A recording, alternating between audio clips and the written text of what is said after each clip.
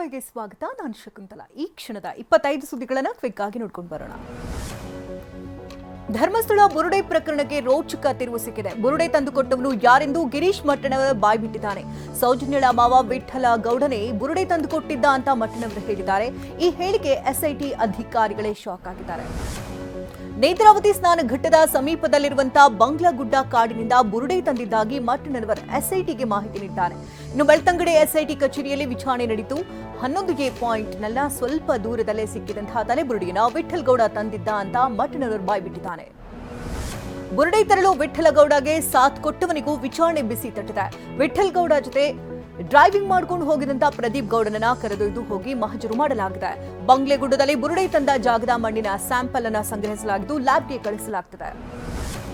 ವಿಠಲ ಗೌಡನಿಂದಲೇ ಬುರುಡೆ ಕತೆ ಶುರು ಮಾಡಿದಾಗಿ ಚಿನ್ನಯ್ಯ ಬಾಯ್ಬಿಟ್ಟಿದ್ದಾನೆ. 2 ವರ್ಷದ ಹಿಂದೆ ಉಜಿರೆಗೆ ಬಂದಿದ್ದ ಚಿನ್ನಯ್ಯ ಗ್ರಾಮ ಪಂಚಾಯಿತಿಯಲ್ಲಿ ಕೆಲಸ ಮಾಡ್ತಿದ್ದ. ಈ ವೇಳೆ ವಿಠಲಗೌಡನ ಕಣ್ಣಿಗೆ ಚಿನ್ನಯ್ಯ ಬಿದ್ದಿದ್ದ. ಬುರುಡೆ ಗ್ಯಾಂಗ್ಗೆ ಚಿನ್ನಯ್ಯನನ್ನ ಪರಿಚಯಿಸಿದ ವಿಠಲಗೌಡ ಷಡ್ಯಂತ್ರವನ್ನ ಹಿಡಿದಿದ್ದ ಎನ್ನಲಾಗಿದೆ. ನನ್ನ ಮಗ ಮುಗ್ಧ ಹುಡುಗ ಅಂತ ಯೂಟ್ಯೂಬರ್ ಅಭಿಷೇಕ್ ತಂದೆ ಮುದ್ದು ಗೋಪಾಲ್ ಹೇಳಿದ್ದಾರೆ.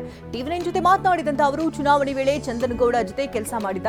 ಅಲ್ಲಿಂದ ಅಭಿಷೇಕ್ಗೆ ಯೂಟ್ಯೂಬ್ ಗೀಳು ಶುರುವಾಯಿತು.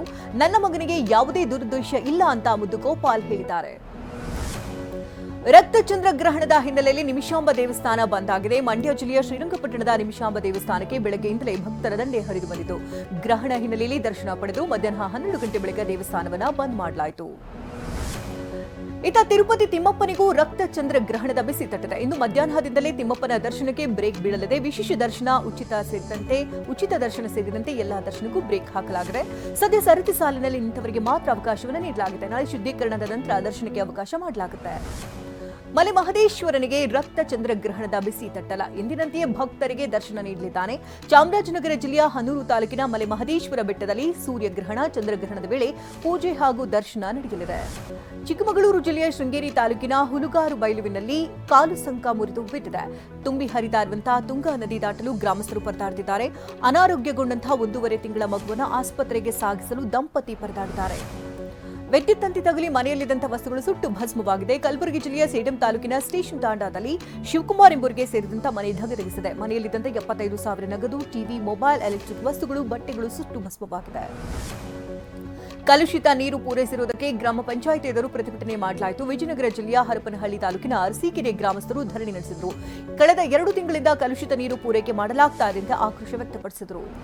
ವಿಜಯನಗರ ಜಿಲ್ಲೆಯಲ್ಲಿ ಕಾಡು ಪ್ರಾಣಿಗಳ ಹಾವಳಿಗೆ ರೈತರು ರೋಸ್ ಹೋಗಿದ್ದಾರೆ. ಕೂಡ್ಲಿಗಿ ತಾಲೂಕಿನ ಅರವದಿ ಸುತ್ತಮುತ್ತ ಮೆಕ್ಕೆಜೋಳ ಬೆಳೆಗಿನ ಕಾಡು ಪ್ರಾಣಿಗಳು ಹಾನಿ ಮಾಡ್ತವೆ.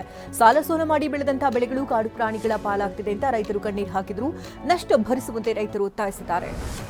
ವಿಶ್ವವಿಖ್ಯಾತ ಮೈಸೂರು ದಸರಾ ಮಹೋತ್ಸವಕ್ಕೆ ದಿನಗಣನೆ ಶುರುವಾಗಿದೆ. ಹೀಗಾಗಿ ಮೈಸೂರು ಜಿಲ್ಲಾಡಳಿತದ ಅಧಿಕೃತ ವೆಬ್ಸೈಟ್ನಲ್ಲಿ ದಸರಾ ಗೋಲ್ಡ್ ಕಾರ್ಡ್ ಬಿಡುಗಡೆ ಮಾಡಲಾಯಿತು. ಗೋಲ್ಡ್ ಕಾರ್ಡ್ಗೆ 6,500 ರೂಪಾಯಿ ನಿಗದಿ ಮಾಡಲಾಗಿದೆ. ಅಲ್ಲದೆ ಜಂಬೂ ಸವಾರಿ ಟಿಕೆಟ್ಗೆ 3,500, ಪಂಚನ ಕವಾಯತಿಗೆ 1,500 ರೂಪಾಯಿ ನಿಗದಿ ಮಾಡಲಾಗಿದೆ. ಮಳೆ ಅಬ್ಬರಕ್ಕೆ ಹೂವು ಬೆಳೆ ನೆಲಕಚ್ಚಿದೆ. ದಸರಾ ದೀಪಾವಳಿ ಹಬ್ಬದಲ್ಲಿ ಬಂಪರ್ ಲಾಭದ ನಿರೀಕ್ಷೆಯಲ್ಲಿದ್ದಂತ ರೈತರು ಕಂಗಾಲಾಗಿದ್ದಾರೆ. ಗದಗ ತಾಲೂಕಿನ ಲಕ್ಕುಂಡಿ, ಶಿರುಂಜ್, ಪಾಪನಾಶಿ, ಕಣವಿ, ಹೊಸೂರ ಸೇರಿದಂತೆ ಹಲವು ಗ್ರಾಮಗಳ ರೈತರು ಹೂವು ಬೆಳೆದಿದ್ರು. ಎಕರೆಗೆ 1.5 ಲಕ್ಷ ಖರ್ಚು ಮಾಡಿದ್ವಿ ಅಂತ ರೈತರು ಗೋಳಿಟ್ಟಿದ್ದಾರೆ. ದೆಹಲಿಯಲ್ಲಿ ರೌದ್ರಾವತಾರ ತಾಳಿರುವಂತಹ ಯಮುನೆಯ ಅಬ್ಬರ ಇನ್ನೂ ಕಡಿಮೆಯಾಗಿಲ್ಲ. ಯಮುನೆ ಕಳೆದ 6 ದಿನಗಳಿಂದಲೂ ಅಪಾಯದ ಮಟ್ಟವನ್ನು ಮೀರಿ ಹರಿತಾ ಇದ್ದು ಪ್ರವಾಹದ ಪರಿಸ್ಥಿತಿ ನಿರ್ಮಾಣವಾಗಿದೆ. ಯಮುನೆಯ ಅಬ್ಬರ ಡ್ರೋನ್ ಕ್ಯಾಮೆರಾದಲ್ಲಿ ಸೆರೆಯಾಗಿದೆ. ನಿರಂತರ ಮಳೆಯಿಂದಾಗಿ ಯಮುನಾ ನದಿ ಅಪಾಯದ ಮಟ್ಟವನ್ನು ಮೀರಿ ಹರಿತಾ ಇದ್ದು ಲೋಹಾಪುಲ್ ಬಳಿ ಬ್ರಿಡ್ಜ್ ಮುಳುಗುವ ಭೀತಿ ಎದುರಾಗಿದೆ.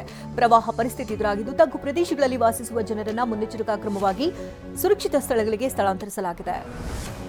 ಮಧ್ಯಪ್ರದೇಶದ ಕಾಂಗ್ರೆಸ್ ಅಧ್ಯಕ್ಷ ಜಿತು ಪಟ್ಟಾರಿ ಮನೆಗೆ ಮುಸುಕುಧಾರಿಗಳು ನುಗ್ಗಿದ್ದಾರೆ. ರಾಜೇಂದ್ರ ನಗರದ ಬಿಜಲ್ಪುರ ಪ್ರದೇಶದಲ್ಲಿ ಈ ಘಟನೆ ನಡೆದಿದೆ. ಪಟ್ವಾರಿಯ ಕಚೇರಿಯನ್ನು ದೋಚುವ ಮೊದಲು ಒಳನುಗ್ಗಿದವರು ವಿದ್ಯುತ್ ಸಂಪರ್ಕ ಕಡಿತಗೊಳಿಸಿದರು. ಆದರೆ ಲಾಕರ್ಗಳನ್ನು ಒಡೆದರೂ ಏನೂ ಕದಿಯದೆ ವಾಪಸ್ಸಾಗಿದ್ದಾರೆ. ಮಹಾರಾಷ್ಟ್ರದಲ್ಲಿ ಇಂದು ಗಣೇಶ ವಿಸರ್ಜನೆ ಸಂಭ್ರಮ ಮನೆ ಮಾಡಿದೆ. ಮುಂಬೈನ ಗಿರ್ಗಾಂವ್ ಚೌಪಟ್ಟಿ ಬೀಚ್ನಲ್ಲಿ 100 ಮೂರ್ತಿಗಳನ್ನು ವಿಸರ್ಜನೆ ಮಾಡಲಾಗ್ತಾ ಇದೆ. ಸಾವಿರಾರು ಸಂಖ್ಯೆಯಲ್ಲಿ ಭಕ್ತರ ದಂಡೆ ಬೀಚ್ ಬಳಿ ನೆರೆದಿದೆ. ಮಹಾರಾಷ್ಟ್ರದಲ್ಲಿ ಗಣಪತಿ ವಿಸರ್ಜನೆಯ ಸಂಭ್ರಮ ಒಂದು ಕಡೆಯಾದರೆ ಮತ್ತೊಂದು ಕಡೆ ಸ್ವಚ್ಛತಾ ಕಾರ್ಯ ನಡೀತಾ ಇದೆ. ಮಹಾರಾಷ್ಟ್ರ ಸಿಎಂ ದೇವೇಂದ್ರ ಫಡ್ನವೀಸ್, ಪತ್ನಿ ಅಮೃತಾ ಹಾಗೂ ನಟ ಅಕ್ಷಯ್ ಕುಮಾರ್ ಸ್ವಚ್ಛತಾ ಕಾರ್ಯಕ್ಕೆ ಚಾಲನೆ ನೀಡಿದ್ದಾರೆ.